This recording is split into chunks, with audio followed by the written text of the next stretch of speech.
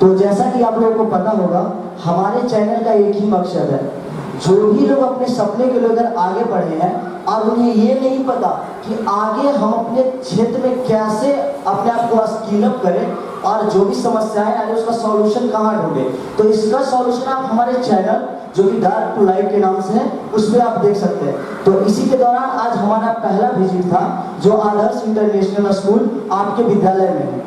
तो इसी के लिए हम सबसे पहले आपके बीच में प्रस्तुत करेंगे आपके विद्यालय के शिक्षक संजीव कुमार, जो कि आपके विद्यालय, अब मैं बुलाना चाहूंगा राजीव सर को, जो कि आपके विद्यालय का जो भी जर्नी है वो आपको बताएंगे। Sir please.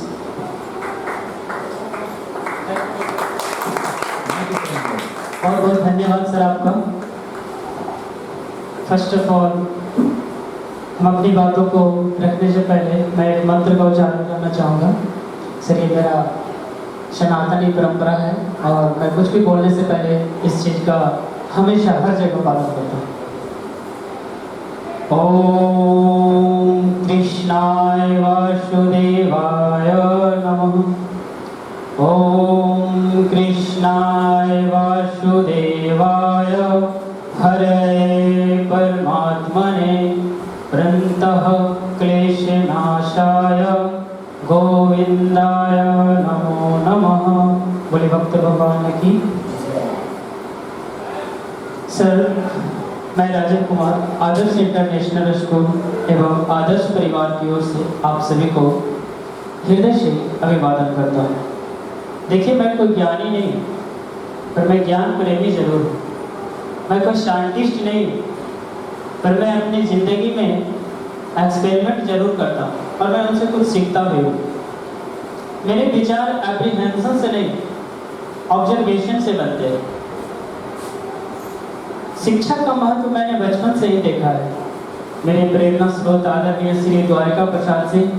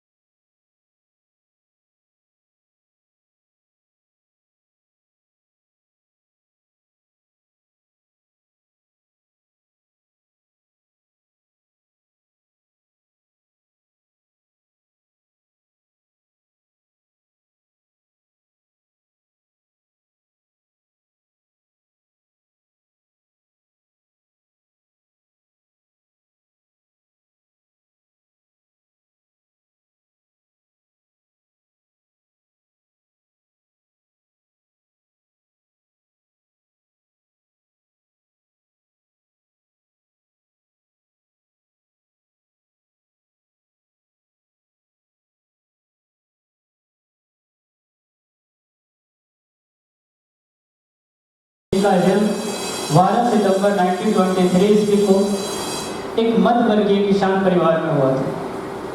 वे सत्य और अहिंसा के पुजारी थे और वे गांधी मार्ग के अनुयायी थे। उनका मानना था कि ज्ञान वो इन्वेस्टमेंट है जिसका डिविडेंड यानी मुनाफा जीवन के अंत तक मिलता रहता है।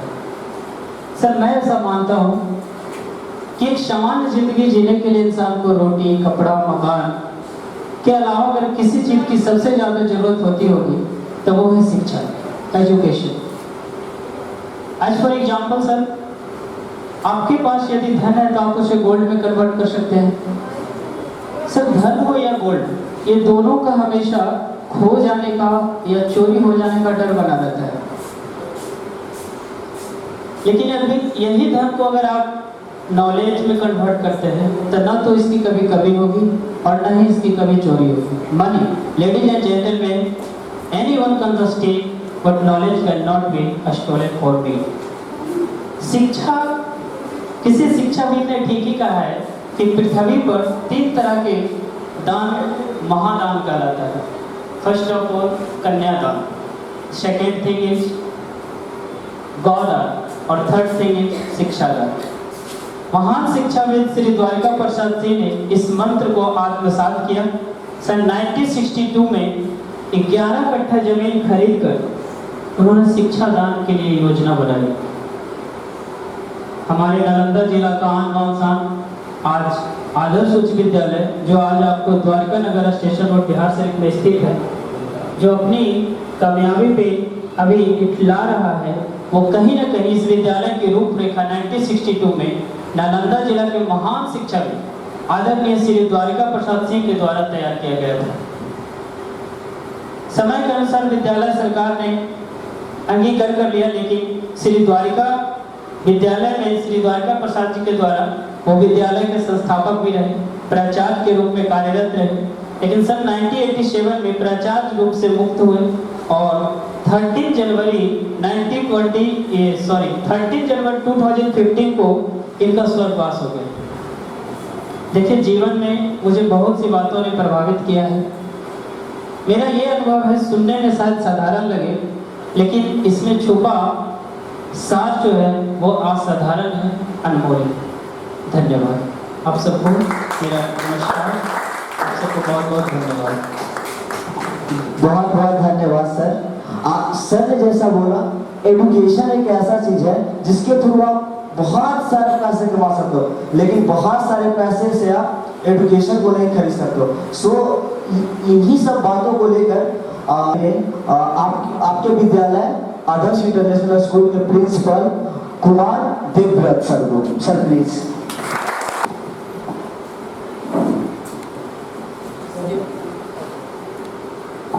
सबसे पहले मैं चाहूंगा सर अपना इंट्रोडक्शन में कुछ बातें प्रस्तुत करें। Thank you, sir, for giving me so golden opportunity to me. Microphone. मेरा नाम Kumar Devvrat, currently principal of Adarsh International School. Microphone mode. From as a short journey, मैं एक छोटा सा एक जर्नी मैं आपको बताना चाहता हूँ। यहाँ से मतलब ये स्कूल शुरू होने से पहले मैं एक MNC पेप्सिको इंडिया लिमिटेड में काम करता था। वहाँ पे लगभग 2 वर्षों तक मैंने एक अनुभव प्राप्त किया। उस अनुभव को मैंने as a principal, as a founder और एज एक बेस्ट लर्निंग एजुकेशन टीम के द्वारा मैंने आदर्श इंटरनेशनल स्कूल को स्टार्ट किया। सर आपने बताया कि मैंने जर्नी फेस किया, आपके कोई मेंटोर होंगे जिनको फॉलो करके आपने यहाँ तक जर्नी को पूरा किया, तो सो प्लीज। यस सर, जीवन में हर एक व्यक्ति के लिए एक मेंटर होते हैं, एक मोटिवेशनल होते हैं। खास कर मेरे लिए बचपन से, जैसा कि आप लोग नाम सुनेंगे, स्वर्गीय द्वारका प्रसाद सिंह। माइक्रोफोन। वो एक फाउंडर आदर्श हाई स्कूल के थे। वहाँ से मैं एक मोटिवेशनल रूप से मैं काफ़ी अनुभव उनसे लिया हूँ और मैं बचपन से उनको देखता आ रहा हूँ कैसे वो प्रिंसिपल के रूप में और एक शिक्षा के क्षेत्र में बिहार शरीफ में, खासकर नालंदा जिला में उन्होंने बहुत बड़ा योगदान दिया है। तो बचपन से उनका अनुभव तो था और जब मैं आदर्श इंटरनेशनल, जब मैं उस कंपनी को छोड़कर मैं यहाँ पे कुछ अलग स्कूल की तरफ से मैं बच्चे के लिए देना चाहता था, जो बहुत अच्छा आगे चल रहा है और आने वाले समय में भी बहुत अच्छे प्लेटफॉर्म है, जल्द से जल्द बच्चे के लिए देना चाहूँगा। सर अब मैं चाहूंगा आप कुछ लाइनें बोले जिसके बच्चे आपको देखकर प्रेरित हो। ये तो बहुत अच्छा सर आपका क्वेश्चन है और मेरे से प्रेरित, सबसे प्रेरित होना चाहिए। मेरे से भी प्रेरित अगर लेना चाहेंगे बच्चे तो एज आप कैसे कर सकते हैं कि एक जॉब छोड़कर और एक स्टार्टर, मेरे लिए एक छोटा सा स्ट्रगल भी रहा और एक अनुभव भी रहा। जो मैंने बहुत कम बच्चों से जब मैंने स्टार्ट किया था तो मुझे लग रहा था कि मतलब कैसे स्कूल को स्टार्ट किया जाए, पर काफ़ी कम समय में मैंने एक अभी तक वर्तमान अच्छे टीचर के सहायता से अच्छे बच्चे के बीच में आया और एक अनुभव ये देना चाहूँगा कि अपने आत्मविश्वास, अपने मोटिवेशन को इतना स्ट्रॉन्ग आप रखिए कि आने में समय में चाहे कि करियर हो या किसी चीज़ भी आप जाते हैं तो आपका मोटिवेशन कभी टूटना नहीं चाहिए। अगर ये मोटिवेशन आपके अंदर ये रहेगा तो आप किसी चीज़ को आगे सक्सेसफुली आप अडॉप्ट कर पाएंगे। धन्यवाद सर, आपने इतना महत्वपूर्ण समय दिया हमें। तो in charge of junior section and lecture department Aarti ma'am को प्लीज। नमस्ते, सभी को मेरा नमस्ते। थैंक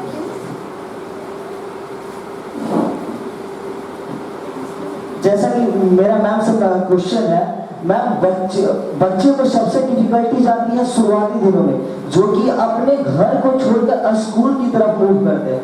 तो वो अपने जो घर को छोड़कर स्कूल की तरफ जो मूव करते हैं, तो उनके लिए वो बहुत ही कहते एक तरह से कष्टदायक मोमेंट होता है। वो अपने घर को एक विद्यालय में कैसे देखते हैं और आप उसको किस तरीके से प्रमोट करते हैं कि वो अपने घर को भूलकर अपने विद्यालय को एक घर समझें और अपने शिक्षा के स्तर को बढ़ाएं, आप किस तरीके से प्रेरित करेंगे प्लीज? थैंक यू सर, बहुत ही अच्छा सवाल है कि मतलब ऐसा क्या वजह होना चाहिए कि बच्चे जब अपने घर से आ रहे हैं तो स्कूल को कैसे अपनाएं। और तो सबसे पहले मैं ये बताना चाहूँगी कि बच्चा जो होता है सबसे ज़्यादा किससे जुड़ा हुआ है। मतलब कहा जाए तो उनकी फर्स्ट टीचर जो होती है वो उनकी मदर होती है। नो डाउट सभी लोग जानते हैं कि मदर ही उनकी फर्स्ट टीचर होती है, और वो मतलब मदर के बिना कहीं तो play based learning education system में बहुत ही अच्छी प्रणाली है जो बच्चों के लिए स्पेशली जो किड सेक्शन से बिलोंग करते हैं उनके लिए मतलब अकॉर्डिंग टू देयर चॉइस जब वो चूज करते हैं कि जैसे किसी को पजल गेम खेलना है, किसी को लूडो खेलना है, बट आप सोच रहे हैं that is just ludo, but that is not just ludo, not just puzzle. उनकी कितनी सारी क्रिएटिविटी है जो उनके ब्रेन से निकल रही है और वो अपना सारा जो एफर्ट लगाते हैं ना उनके चॉइस के अनुसार हम सोचते हैं। We know better about play based learning. तो ये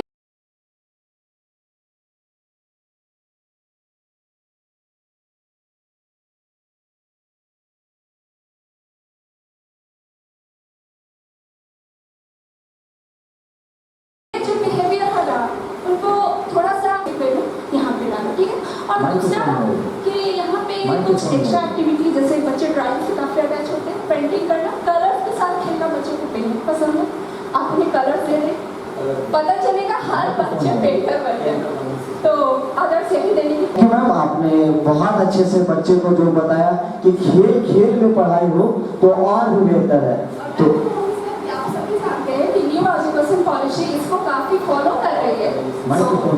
यस मैम, जो न्यू जो शिक्षा नीति आई है जो बच्चे को लेकर के बहुत अवेयर है, जो खेल खेल में प्रैक्टिकली कैसे बच्चे को समझाया जाए और उसे आदर्श इंटरनेशनल के स्कूल के साइंस ब्लॉक में teacher Vicky sir please.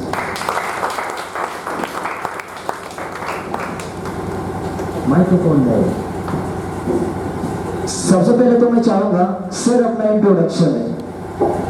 Thank you, sir. Thank you so much. Myself, Vicky Kumar Gupta. I am faculty of the Faculty of Science, and from the last 2 years I am working here. Sir तो मेरा आपसे question है, science की दुनिया में तो आज हम लोग चांद तक पहुंच गए हैं और इसके लिए हमें चाहिए थ्योरेटिकली और प्रैक्टिकली दोनों तरह के नॉलेज को एक लेवल बना के चले तो बेहतर रहेगा। सिर्फ थ्योरेटिकली इसे हम ना देखें, तो आप इसे किस तरीके से प्रस्तुत करें ताकि बच्चों को और भी आसानी से साइंस पढ़ने में और मजा आए। देखिए सर, सबसे पहले तो मैं आपके क्वेश्चन के लिए बहुत अच्छा question sir, thank you so much इसके लिए। सबसे पहले तो मैं आपको बताना चाहूँगा, जूनियर सेक्शन से आना चाहूँगा। अभी थोड़े दिन पहले मैम आए थे और उन्होंने बताया कि जूनियर सेक्शन में बच्चों को हर एक सब्जेक्ट का जो नॉलेज दिया जाता है वो प्ले के माध्यम से दिया जाता है। हमारे पास जो बच्चे आते हैं जनरली मैं जो डील करता हूँ वो सीनियर क्लास के बच्चों को डील करता हूँ। तो साइंस के क्षेत्र में साइंस एक ऐसा सब्जेक्ट है जो हमारे इन्वायरमेंट को, हमारे आसपास में हो रही चीज़ों को एक्सप्लेन करता है। बच्चों जब साइंस पढ़ते हैं तो वो रिलेट करते हैं अपनी चीज़ों को, जैसे आसपास में जो भी घटित हो रहा है और चीज़ को रिलेट करके उसको एक्सप्लेन करके बेहतर समझ पाते हैं। तो साइंस को जो डील करने का तरीका हमारे स्कूल में पहले के देखा जाता था, जब हम लोग पढ़े थे वो उस टाइम पे ये था कि जनरली बच्चों को बुक से रखाया जाता था, बुक से पढ़ाया जाता था, थ्योरेटिकल नॉलेज दिया जाता है, ये तरीका था पहले जब हम लोग पढ़े थे उस टाइम पे। लेकिन वो तरीका जो ऐसा था कि आप एक बार कुछ चीज़ें भूल सकते हो, मतलब वो बुक में जो आपका डेमोस्ट्रेट किया जाता है, जो पॉइंट्स दिया जाता है वो भूल जाते हो। तो जब आगे धीरे धीरे अब टेक्नोलॉजी जैसे जैसे ऐड होते जा रहा है वैसे वैसे technology based system, education system आ रहा है हमारे माध्यम में। तो साइंस में बच्चों को मेमोराइज कराने के लिए, उनको समझाने के लिए 4 फेज में हम लोग बच्चों को साइंस समझाते हैं।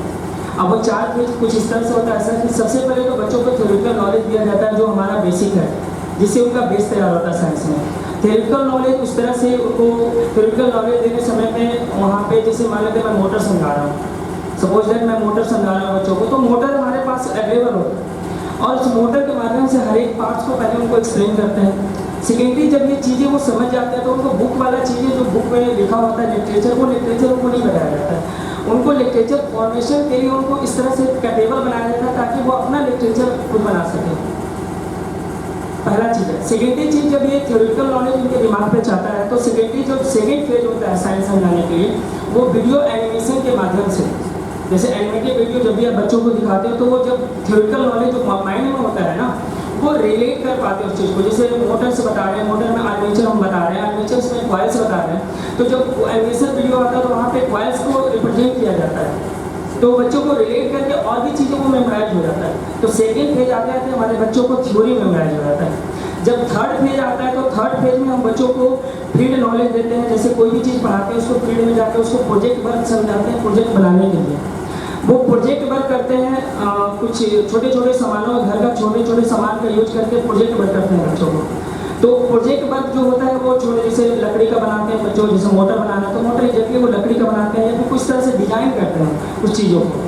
थर्ड फेज जो हम लोग नया इनोवेटिव किए हैं, बच्चों से वर्किंग मॉडल, बहुत सारे कंसेप्ट को मिला के एक वर्किंग मॉडल तैयार किया जाता है जो हमारे बच्चे के द्वारा, क्लास 10 के बच्चे के द्वारा वर्किंग मॉडल हमारे पास अवेलेबल नहीं है। क्लास 10 के बच्चे ने अभी कुछ ही हाल ही फिलहाल में एक वर्किंग मॉडल तैयार किया था जिसमें उन्होंने इलेक्ट्रिसिटी का, मैग्नेटिज्म का प्लस सॉफ्टवेयर, उसमें सॉफ्टवेयर का नॉलेज, मतलब कंप्यूटर का नॉलेज ऐड करके उसको वर्क किए, मतलब मॉडल ऐसा तैयार किया था तो वो वर्क कर सके, रिमोट से कंट्रोल हो सके। जैसे हमारे घर में पंखा वगैरह होता है जो हम भूल जाते हैं, जनरली बंद करना भूल जाते हैं, तो वो मोबाइल से बच्चे एक प्रोजेक्ट बनाया था जिसमें मोबाइल से कंट्रोल किया था। जैसे मान लीजिए अगर भूल भी गए बंद करना, बल्ब बंद करना भूल गए, पंखा बंद करना भूल गए, तो वो मोबाइल से चीज़ों को ऑन ऑफ कर सकते हैं। तो इस तरह से बच्चों को 4 फेज में साइंस बताया जाता है ताकि उनको अच्छे से मेमोराइज हो जाता है और कभी इस चीज़ का जरूरत ही नहीं पड़ता है कि वो चीज़ को रटो या फिर कुछ करो, अपने लैंग्वेज में लिटरेचर को रिप्रेजेंट करते हैं। और आगे चल के आगे भविष्य में जो हमारा गोल है वो इस तरह से साइंस का एक माध्यम है, मतलब हमारे बच्चे आगे चल के साइंटिस्ट बन सके, साइंटिस्ट बनते, कुछ इंजीनियर बनते। तो आपको वो दिन नहीं है, जब दूर नहीं है जब आपको इसरो में या फिर आपको नासा में हमारे बच्चे दिखेंगे, वहाँ पे रिप्रेजेंट करेंगे I am from the others international schools.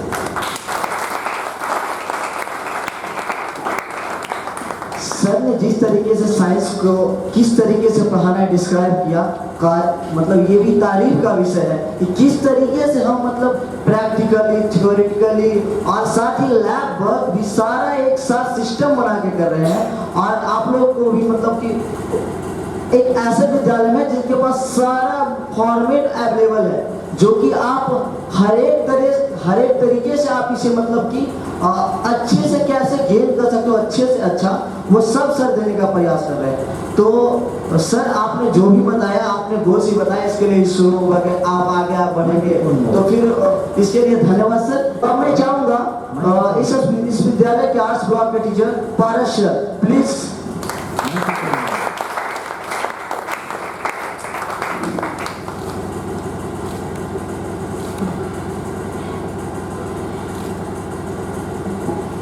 सबसे पहले तो चाहूंगा सर अपना कुछ इंट्रोडक्शन के तौर पर कुछ बताएं। नमस्ते sir, myself Parnath Gupta, here working from 2 years. Now I am a faculty of arts teacher. As from going to the arts, जैसे कि मैं आर्ट्स पढ़ा रहा हूँ, तो आर्ट्स पढ़ाने के दौरान मैं सिर्फ बुक्स को थ्योरेटिकली डील नहीं करता हूँ, मैप्स, ग्लोब और वट एवर चीज़ से मैं प्रैक्टिकली उनको दिखा सकूँ रियल सेंस में अभी की दुनिया में उनका क्या नीड है। आजकल बच्चों में एक मन पोटेंशियल बना हुआ है, फ्यूचर क्या करें, फ्यूचर किस तरीके से देखें, इन सब बातों को मैं डील करते हुए चलता हूँ। सर तो अब अगला प्रश्न है आपसे सर कि सर बच्चे आर्ट्स के लिए आगे अपने फ्यूचर को किस तरीके से देख सकते हैं, उनका गोल सेट क्या होगा? आर्ट्स तो नहीं है लेकिन आगे उन्हें करना क्या है, इसके लिए सर कुछ। Sir there are so many scopes, arts में स्कोप्स की कमी है ही नहीं। बच्चे ये चूज़ करें कि वो किस ओर जाना चाहते हैं। वेल रेपुटेड जॉब्स यहाँ भरे पड़े हैं।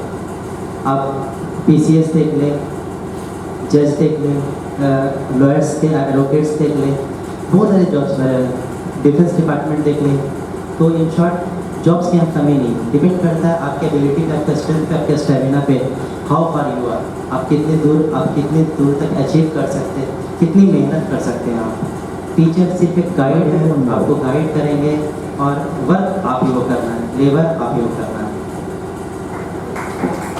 जैसा कि सर ने बताया, लोगों के मन में एक ही भ्रम होता है, आखिर आर्ट्स लिए तो हम करेंगे क्या। सर ने बताया आर्ट्स का भी स्ट्रीम ऐसा नहीं है कि इसमें कुछ कर नहीं सकते। हमारे पास स्टेट पीसीएस, यूपीएससी, लॉयर्स, बहुत सारे ऐसे जनरल कॉम्पिटिशन्स के और भी बहुत सारे ऐसे रास्ते हैं जो कि हम आर्ट्स के थ्रू भी बहुत आगे बहुत अच्छा कर सकते हैं। So thank you sir. Adarsh international school के arts and cultural teacher Kahkasha Mishra को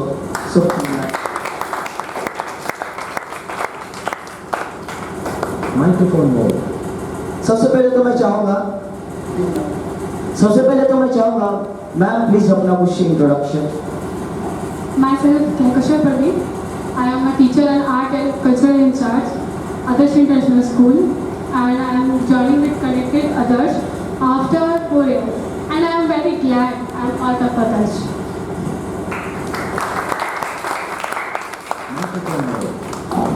मैम जैसा कि आजकल टेक का दुनिया आ गया है, ऐसे में लोग ज्यादातर मोबाइल्स के थ्रू ही बिजी रहते हैं। तो इस दौरान हम लोग अपने आर्ट्स एंड कल्चर के थ्रू जो एक्स्ट्रा एक्टिविटीज होती है वो धीरे धीरे सब भूलते ही जा रहे, मोबाइल के प्रति ज्यादा आकर्षित हो रहे हैं। तो आप इस दौरान किस तरीके से बच्चे को कल्चरल से जोड़े रखते हैं? एक्चुअली बच्चों को हमने कुछ दिन पहले भी एक प्रोग्राम किया था, जिसमें बच्चों को हमने समझाया कि जो आर्ट्स होते हैं उसे आप बहुत प्रकार से यूज़ कर सकते हैं। मोबाइल क्या है, फैमिली से हमें दूर कर रहा है, हमारे फ्रेंड से दूर कर रहा है, मोबाइल को हमें भी पूरी दुनिया बनानी है। लेकिन जो कल्चर है, अगर आप उसमें घुसते हैं तो आपको एक मोटो मिलेगा, आप एक अंदर का स्किल्स जो होता है वो बाहर होता है। क्योंकि हमारे सामने भी बहुत सारे ऐसे भी होंगे लोग जो आर्ट से जाने जाते हैं, पेंटिंग से जाने जाते हैं, उनका एक अलग मोटो है। तो मोबाइल ठीक है, आप मोबाइल यूज़ कर रहे हैं, अभी जिस तरह से सिचुएशन चल रहा है, जनरेशन चल रही है, लोग यूज़ करते हैं। बट मैं सबसे यही कहना चाहूँगी, मोबाइल को इतना ही यूज़ करें जो वो आपके लिए बेनिफिट हो। जब तक वो आपको बेनिफिट दे रहा है वो चीज़ आपके लिए सही है। जिस दिन वो आपको हार्म करने लगेगा वो आपके लिए माइनस पॉइंट हो जाएगा आपका। तो कल्चर से हम बच्चों को बहुत सारी चीज़ें यहाँ सिखाते हैं। अभी आप अगर हमारे स्कूल में आप कभी आते हैं, विजिट करते हैं, तो मैं आपको बहुत सारी ऐसी चीज़ें दिखाऊंगी जो सिर्फ हमारे बच्चों ने अपने थ्रू बनाया है। लाइक छत्रपति शिवाजी की पेंटिंग हो गई, लाइक हमारे पास मोहम्मद आज़ाद भी हो गए, उनकी पिक्चर, इस तरह की पेंटिंग्स आपको देखने को मिलेगी। तो आप बिलीव नहीं करेंगे कि बच्चों ने बनाई है, बट इस बच्चों को हम मीटिंग करते हैं, क्योंकि बच्चे आपको कोई भी व्यक्ति आपको इन फ्यूचर मिलेगा ना तो आपको बहुत नीचे फेंकने की कोशिश करेगा। पर आप कितना ऊपर उठते हैं और आपके उठने का लेवल क्या होता है वो आपके लक्ष्य को बताता है कि ये मेरा लेवल है। क्योंकि वो आपके सामने वरदान के रूप में, एक आशीर्वाद के रूप में, हम टीचर के आशीर्वाद के रूप में वो हमेशा आपके साथ बना होता है।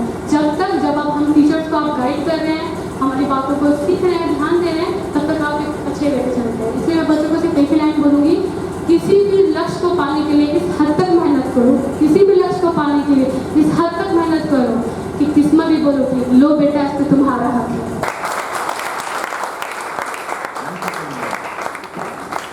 बहुत बहुत धन्यवाद मैम। आपने जिस अनुसार से बताया कि सिर्फ मोबाइल ही हमारी दुनिया नहीं है, उसका यूज इस तरीके से करें कि मतलब हम अपने जितना यूज हो उसी को यूज करें, उसका गुलाम ना हो जाए हम। और साथ ही जो हमारा कल्चर है जो कि हमें सोचने की क्षमता बढ़ाता है, पेंटिंग्स जो कि हमारे विजुअलाइजेशन को बताता है। और मोबाइल में क्या होता है, किसी भी चीज को डायरेक्टली सर्च कर देते हैं, उसे सोच नहीं पाते। सो कल्चर के थ्रू आप उसको देखिए, सीखिए, समझिए और उसको फॉर्म करने का एक वे बनाइए। तो मैम आपने जिस भी आपने देखा, हमने टीचर्स और अपने बीच में कुछ इंटरेक्शंस किए, तो इसमें सभी का गोल्स कुछ ना कुछ हो गए। तो अगर आपको ऐसा लग रहा हो कि हमारे जो पॉइंट ऑफ व्यूज है वो इस फील्ड के रिलेटेड है और इस क्वेश्चंस का आंसर नहीं मिल पाया, तो अगर आप चाहें तो आप अपने क्वेश्चंस को रख सकते हैं। मैं कहता हूँ कि जैसे मेरा गोल है बिजनेस ओपन करना, तो किस तरीके से आपका क्वेश्चन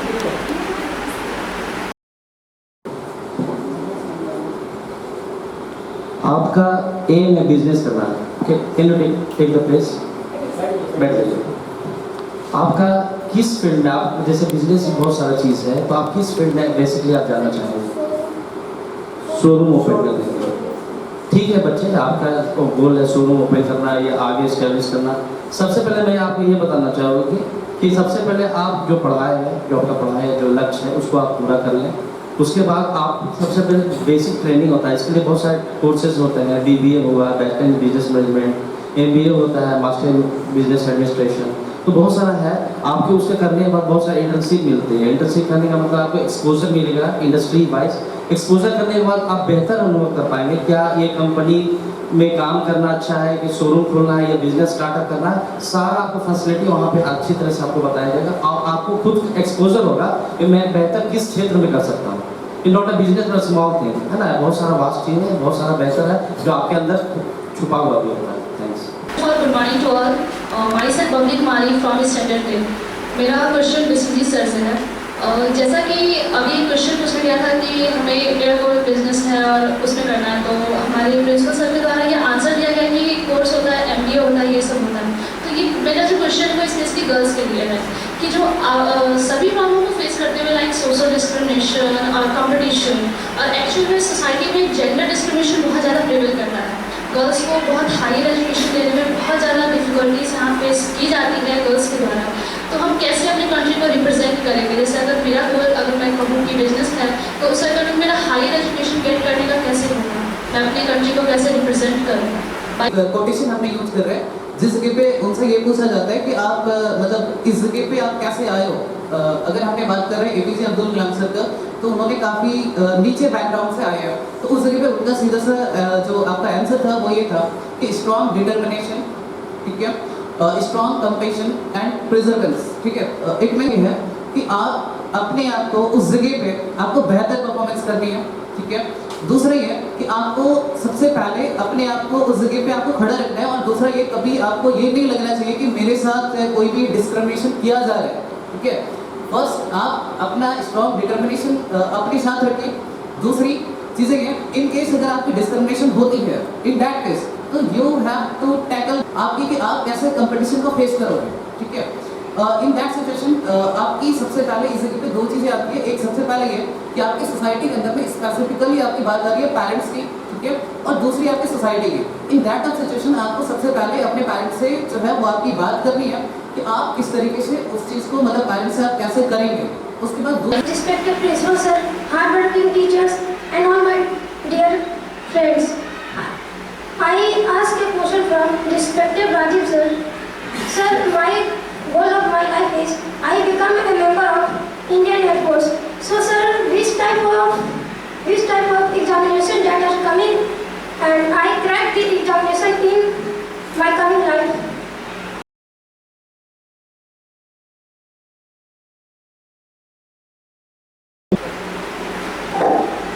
सर, मैं इंडियन एयरफोर्स इसलिए बनना चाहता हूँ क्योंकि मुझे इस काम में बहुत इंटरेस्ट है और मैं अपना कुछ कीमती समय में योगदान करना चाहता हूँ। तो बच्चे के क्वेश्चन है कि सर मैं एक सोल्जर बनना चाहता हूँ और एक सोल्जर बन के अपने देश की सेवा करना चाहता हूँ। अपने देश की सेवा में एक छोटा सा योगदान हम भी देना चाहते हैं। इतनी कम उम्र में इस लेवल का सोच काफ़ी सराहनीय और आदरणीय है।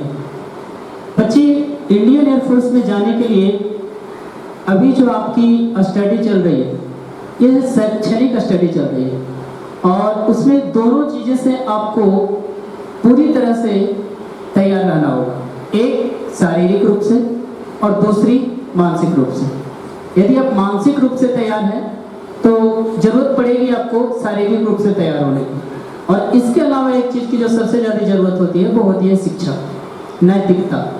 तो शिक्षा जो तो आपको यहाँ से मिल रही है 1 to 10 तक की जो शिक्षा आपको मिल रही है, ये बिना ध्यान भटकाए आप एक गोल डिसाइड कर लिए कि हमें सोल्जर बननी है, उसके पीछे आपको मेहनत करनी होगी। 1 to 10 तक जितने सब्जेक्ट पढ़ाए जाते हैं आपको और सब्जेक्ट को उतनी ही मेहनत करनी है जितनी आपको किसी एक स्पेसिफिक सब्जेक्ट में मन लगता है, उतना ही मेहनत सब सब्जेक्ट में करनी है। क्योंकि इसके बाद जब आप 12th करोगे तो 12th में आपको PCM पूछा जाता है, फिजिक्स केमिस्ट्री मैथ। जो बच्चे साइंस बैकग्राउंड के होते हैं उन्हीं को उसमें अपॉर्चुनिटी मिलती है। तो जब आप 12th कर लोगे तो उसमें केवल पासिंग मार्क्स नहीं चाहिए बच्चा, उसमें आपको मोर देन 60 प्लस मार्क्स चाहिए एवरी सब्जेक्ट। इन साइंस में आपको हर सब्जेक्ट में मोर देन 60 प्लस मार्क्स चाहिए। यदि आपको उतना मार्क्स आ रहा है और आप वाकई में उतने मार्क्स लाने के लिए नॉलेजेबल पर्सन है, तो आप उस एग्जाम को फेस कर सकते हैं। 12th के बाद उसकी हर साल नोटिफिकेशन आती है, रिक्रूटमेंट आती है, आप उसको फिलअप कीजिए, उसके बाद एग्जाम दीजिए। एग्जाम देने के बाद आपको यदि उस एग्जाम को आप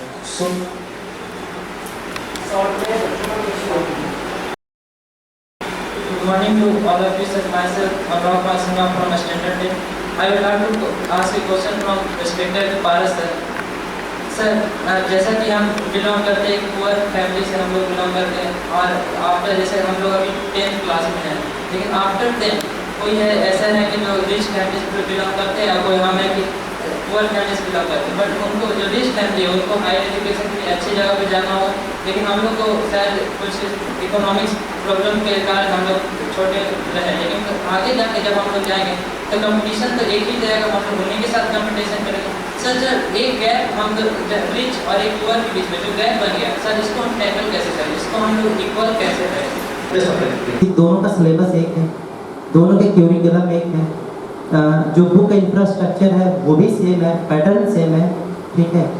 दूसरा जो मेंटर्स हैं, जो ट्यूटर्स हैं उनके व्हाटएवर, वो किस तरीके से उसको अप्लाई कर रहे हैं। हो सकता है जो हायर कॉलेजेस में जो पढ़ाते हो तो उनका वे ऑफ ट्रेंड अलग हो, और जो आपके यहाँ पढ़ाते हैं उनका वे ऑफ ट्रेंड अलग हो, लेकिन है वही कंसेप्ट वही है।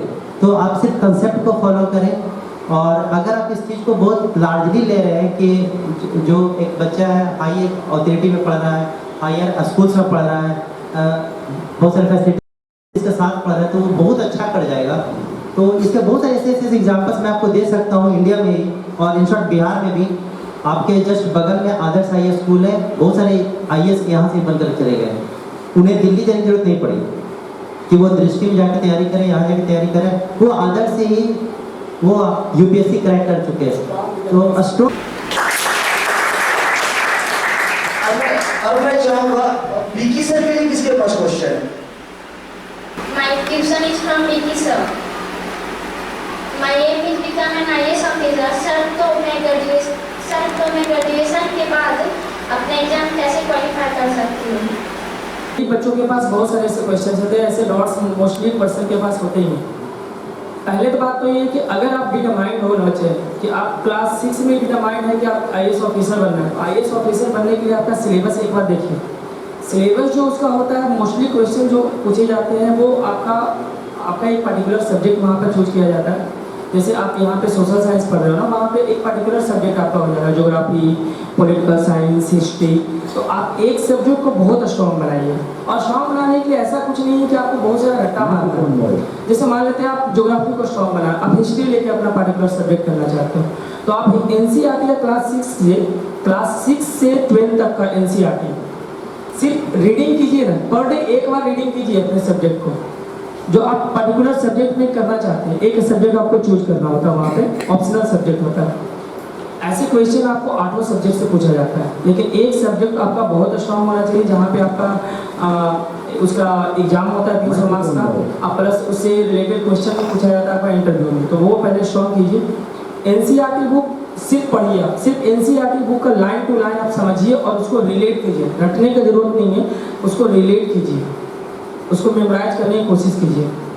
और एक बात बता दें, जितने बच्चे का क्वेश्चन यहाँ पे अभी तक आया है मैं सुना हूँ, एक बच्चे का क्वेश्चन है कि सर मैं बड़ा आदमी छोटे अमीर और गरीब का जो लेवल है वो कैसे मैच करूँ। एक बच्चे का क्वेश्चन था, बच्चे का क्या था बच्चा आपका? हाँ, सोशल डिस्क्रिमिनेशन। तो ऐसा नहीं है कि आप करोगे तो आपके लिए नहीं आएगा, या फिर लड़के के लिए नहीं आता, सबके लिए आता है। प्रॉब्लम्स जितना ज़्यादा आपके लाइफ में प्रॉब्लम्स हो ना, उतने अच्छे आप निखर के निकलोगे। सोना जितना ज़्यादा तपता है, ये सिर्फ कहने की बात नहीं है, एक्चुअली में हम लोग फेस करते हैं। जितना ज़्यादा आपके लाइफ में प्रॉब्लम आएगा उसको डील करोगे, आपका माइंड सेट उतना स्ट्रॉन्ग होते जाएगा। Students, Dark Room Light team and all the teachers, it's a great platform जो आज आप लोग ने मुझे दिया है, मेरी टीम को दिया है। तो सिर्फ स्कूल तक हम लोग थे, पर आप लोग के सोशल मीडिया के माध्यम से जो सारे क्वेश्चन, जो सारे जवाब, जो सारे हम लोग के बीच में जो वार्तालाप हुआ, कि काफ़ी बेहतर है। जो आज के नौयुवा जो यंग है जनरेशन, उनके मन में ये सोच रहा था कि कैसे हम लोग आगे कर सकते हैं। एक बच्चे का बहुत अच्छा क्वेश्चन था कि जो डिफरेंसेस है हमारे इकोनॉमी का या साइंस, कैसे हम आगे बढ़ सकते हैं। बाबू, एक जो आपका जो सोच है ना, बस सर का भी बात सही था कि हमारा जो माइंडसेट होना चाहिए पॉजिटिव होना चाहिए। Positive think leads to a successful, है ना, सक्सेसफुल हो सकते हैं, पर उसके लिए हमारा स्ट्रॉन्ग डिटर्मिनेशन होना चाहिए। इसी के लिए हम लोग काम भी कर रहे हैं। जब मैंने भी स्कूल, जब है ना बीच में जब गैप दादा के जाने के बाद हम लोग जो प्रॉब्लम हुआ था, जो सक्सेसफुल लाइफ बनाने का उनका सपना ये था, हम लोग भी चाहते थे स्कूल हाई इनकम ग्रुप को भी अचीव कर सकते थे, बहुत सारे अच्छे अच्छे बच्चे। पर हमारा दादा का ये सोच था कि उन बच्चों को क्या जो इकोनॉमिकली बैकग्राउंड है, उन लोगों के लिए कैसे हम लोग मदद कर सकते हैं। तो ये सपना उन्हीं लोगों के लिए, खासकर गर्ल्स ग्रुप को जो स्ट्रॉन्ग डिटर्मिनेशन ये जो फेस कर रहे हैं डिस्क्रिमिनेशन, उनके लिए हम लोग बेहतर शिक्षा दे सकते हैं। हमारे स्कूल में भी और अच्छे स्कूल में कोई फ़र्क नहीं है, फ़र्क यही है कि हमारे बच्चे कैसे आगे कर सकते हैं। जैसे सर ने एग्जाम्पल दिया, आदर्श उच्च विद्यालय से 17 IAS ऑफिसर, डॉक्टर, इंजीनियर ना केवल कितने लोग हैं, पर सक्सेसफुल कैसे हुआ, उनका यही सपना था, स्ट्रॉन्ग डिटर्मिनेशन, मोटिवेशन, और बहुत सारे फैमिली प्रॉब्लम भी हुआ करते थे। तो ये सब सारे को अचीव करते हुए उन्होंने सक्सेसफुली अचीव किया। तो मैं एक बार सब लोगों को थैंक्स बोलना चाहता हूँ, और बहुत अच्छा आप लोग के साथ ये कॉम्बिनेशन हुआ। Thank you sir.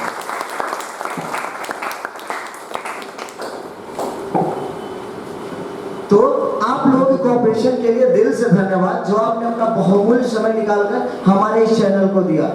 तो अब आगे भी हम आपको इसी तरीके का वीडियो प्रस्तुत करते रहेंगे, जो कि किसी न किसी स्ट्रीम में आपको एक तरह से डिटर्मिनेशन और आगे बढ़ाने का रास्ता फॉलो करवाएंगे। धन्यवाद।